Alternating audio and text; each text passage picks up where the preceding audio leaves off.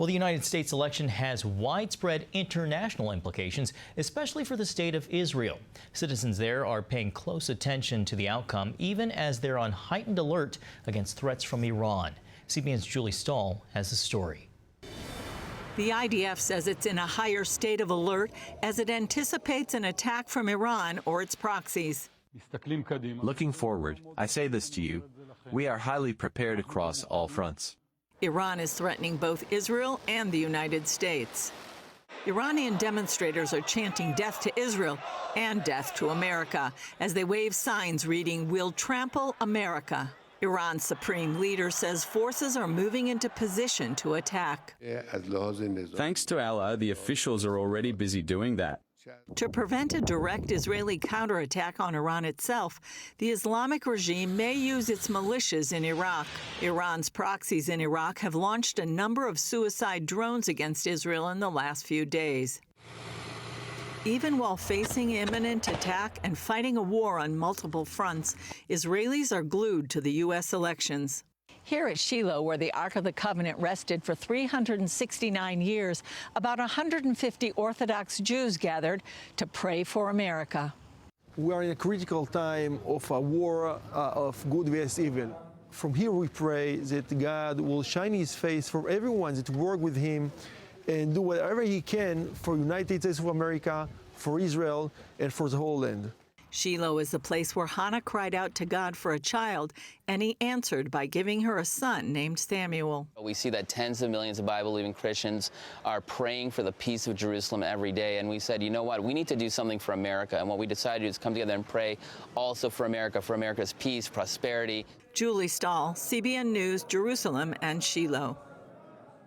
With more than 70 countries voting this year, Gordon, all eyes are still on the United States. And that's because we're still the leader of the free world. We don't view ourselves in that platform anymore. You do question, do we still believe in the ideals of democracy and free speech and free press and freedom of assembly, all of these things? You look at the constitutions we put into place in Iraq and Afghanistan. We allowed Sharia law to be part of their constitutional framework, and under Sharia law, you don't have any of those rights. So do we still believe in ourselves? That's an open question, and part of this election is okay, do we still do that? Do we still trust in elections? Do we still abide by the results of elections? Those are all going to be tested over the next few weeks, few days, few hours. But here's something that we ought to keep in mind. Nations around the world are praying for us. They want to see a free America. They want to see the city on the hill, a shining light.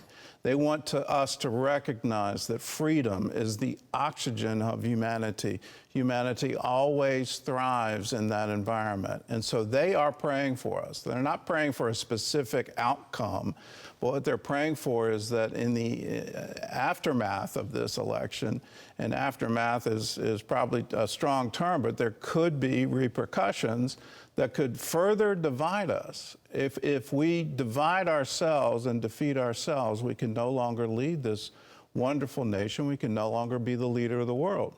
So they're praying that we come to our senses and realize we can be one nation under God, indivisible, with liberty and justice for all. We can have these ideals. We can live them. Now, here's some really bad news. There are some nation states that are under dictators who want to see us fall. And I'll name them. Iran. They have vowed to attack us. And they've done it in the last week. You see those protests, they really mean that. They want to trample the USA. North Korea creating new ballistic missiles in order to reach the United States of America. And they have nuclear weapons. They're joining with China, and they're joining with Russia, all in an alliance economically, politically, militarily, to see us be defeated. Let us not defeat ourselves. Let's realize our position in the world. Let's once again strive to be that city on the hill, the example to every nation.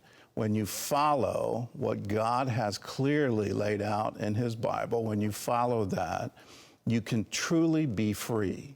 and you can be a free people that will lead the world and show the world what can happen when you just obey. Isn't that wonderful? Let's strive for that, and let's strive for unity in the results, whatever they are. Can we come together as one nation under God?